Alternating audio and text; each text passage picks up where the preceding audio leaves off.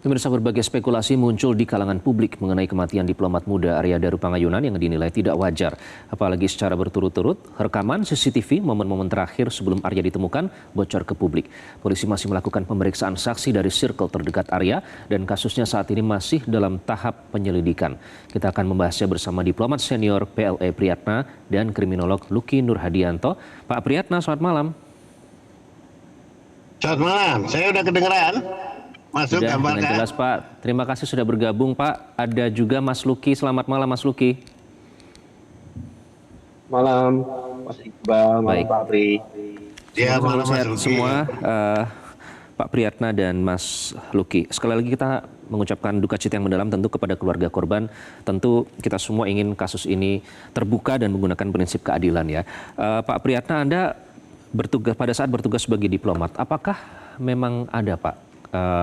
Karena spekulasi ini kan banyak muncul yang dibuat oleh publik soal kasus ini. Apakah memang ada kasus yang ditangani oleh diplomat yang bekerja di luar negeri yang dinilai berbahaya bagi diplomat itu sendiri, Pak Priyatna, dari pengalaman Anda? Oh iya, menurut pengalaman yang rekan-rekan alami atau saya alami sendiri, memang ada banyak pekerjaan yang bersinggungan dengan situasi yang bisa membahayakan diri gitu loh. Bisa membahayakan persona dari seorang diplomat itu, kehadirannya baik yang bersifat senyap, rahasia maupun terbatas yang kita jalankan hanya sendirian. Nah itu. Di sini konteks ini saya sampaikan apresiasi kepada salah satu anggota Komisi 1 ya, Pak Niko Syahian, yang mengatakan bahwa tewasnya Arya ini sebagai diplomat tidak saja dia sebagai diplomat, tapi juga dia sebagai pejuang kemanusiaan. Nah, label ini yang menurut saya menyangkut juga harkat bahwa seorang diplomat itu membawa marwah negara ya di luar negeri. Begitu juga dengan Arya yang sekarang menjadi ASN juga tetap aparat gitu loh. Artinya kehadiran dalam konteks sebagai aparat negara gitu. Di level apapun, di kesulitan apapun, di tingkat yang ada. Nah, kondisi ini yang menurut saya sangat berkaitan artinya dengan pekerjaan. Apapun dia gitu ya, apapun yang sekarang sedang ditangani maupun tidak, itu menyangkut pekerjaan. Nah, bagaimana sekiranya ada seorang diplomat Indonesia di luar negeri dibunuh dengan cara yang seperti ini gitu. Tentunya keseriusan kita ini akan agak lain gitu. Sebagai marwah negara yang kita mewakili, Memang representasi hasilnya belum keluar ya, dari Pak Priyatna, Indonesia di luar negeri, itu Oke, yang mungkin perlu mendapat perhatian gitu loh. Oke, yang perlu ditegaskan di sini adalah memang hasilnya belum dirilis secara resmi. Apakah penyebab kematian almarhum ini apakah pembunuhan atau bunuh diri? Oleh karena itu banyak spekulasi yang muncul karena CCTV yang kita lihat itu sudah banyak beredar di masyarakat. Pak Priyatna, tapi Anda tadi menyebut seorang pejuang kemanusiaan. Kalau dalam konteks ini yang diperjuangkan oleh almarhum apa, Pak Priyatna? Oh, banyak sekali dia berjuang menyangkut membela hak-hak tenaga kerja Indonesia di luar negeri, warga yang terlantar, masyarakat yang hampir stateless seperti di Taiwan itu ada anak-anak 7 atau 8 gitu yang tidak jelas orang tuanya, tapi anak itu jelas orang Indonesia sehingga dia dengan timnya Perlindungan Warga Negara Indonesia PWNI itu membawa itu ya menarik itu untuk jangan sampai stateless. Jadi kita ambil. Salah satu bentuk perlindungan di luar negeri adalah agar warga negara kita itu tidak stateless statusnya gitu. Oke, baik. Meskipun pertanyaannya kemudian dari perjuangan-perjuangan tersebut apakah ada yang membahayakan almarhum sendiri. Tapi saya ingin ke Pak Mas Lucky terlebih dahulu. Mas Lucky, ini kan sudah beredar ya foto dan juga video.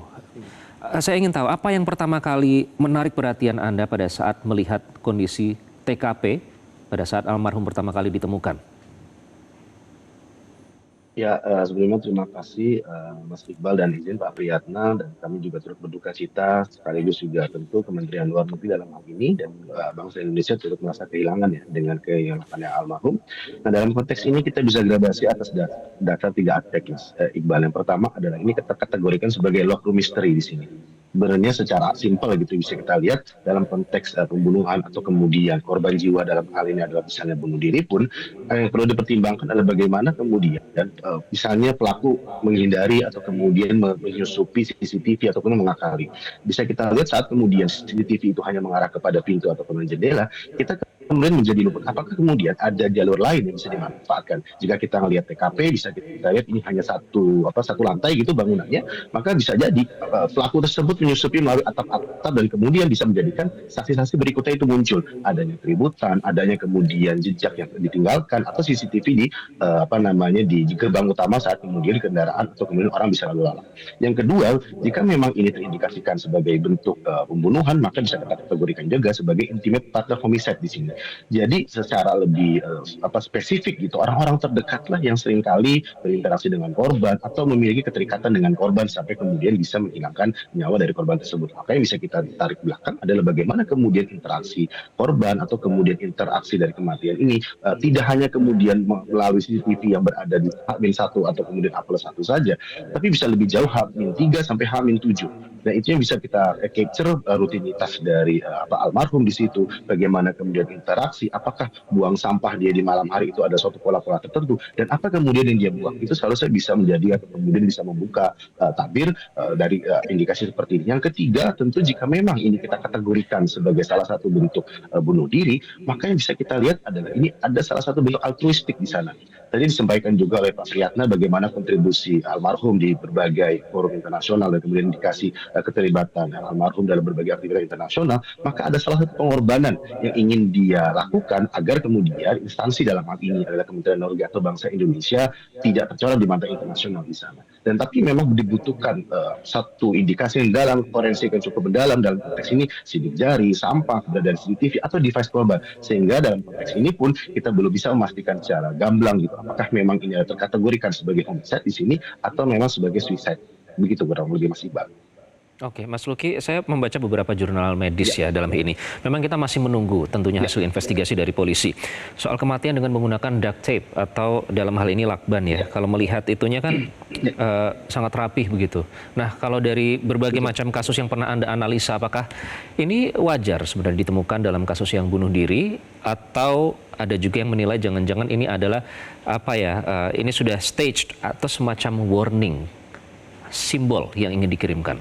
Ya, ya, memang ini salah satu perilaku yang sangat janggal gitu ya. Tentu keberadaan lakban sendiri itu rentan untuk bisa menimbulkan korban jiwa. Bahkan dalam konteks jenis lakban yang digunakan pun seperti misalnya lakban hitam seringkali dimanfaatkan dalam kondisi tertentu, dan kemudian lakban kuning yang memang memiliki daya rekat yang cukup tinggi sehingga ada unsur bagaimana kemudian jika memang ini dilakukan sendiri oleh korban gitu ya, sebelumnya juga mohon maaf gitu, memang ada sesuatu hal yang ingin dia capai di sana. Ataupun jika memang dilakukan oleh orang lain, maka sidik jari pasti akan menempel di sana. Dan itu agak sulit untuk kemudian dihilangkan karena lakban itu memiliki daya rekat yang cukup tinggi. Yang kedua, selain lakban adalah keberadaan dari atribut yang menutupi tubuh korban atau tubuh almarhum di sini. Apakah memang ada sesuatu yang melekat di sana? Apakah ada keringat di sana? Atau kemudian ada sidik jari orang lain? Atau ada sesuatu yang kemudian menempel? Karena dalam konteks bagaimana kemudian kematian seseorang seperti itu akan menimbulkan suatu reaksi tertentu. Dalam konteks ini jika memang ini adalah satu bunuh diri, maka akan ada upaya untuk peregangan di sana. Yang kedua, ada jika memang ini adalah diindikasikan sebagai pembunuhan, maka ada upaya pemaksaan atau ada upaya kekerasan di sana.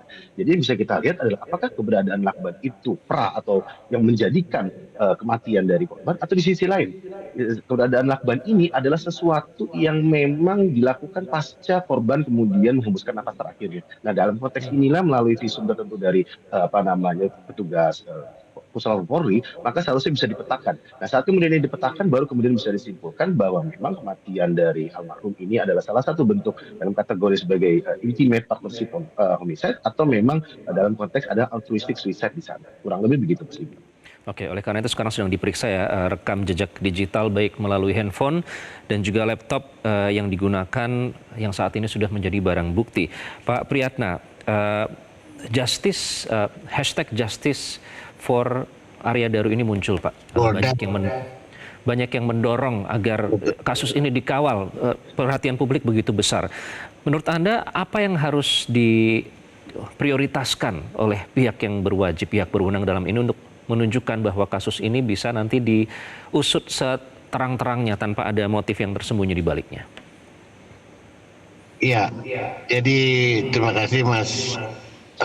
Itu intinya ada when diplomat kill for a reason.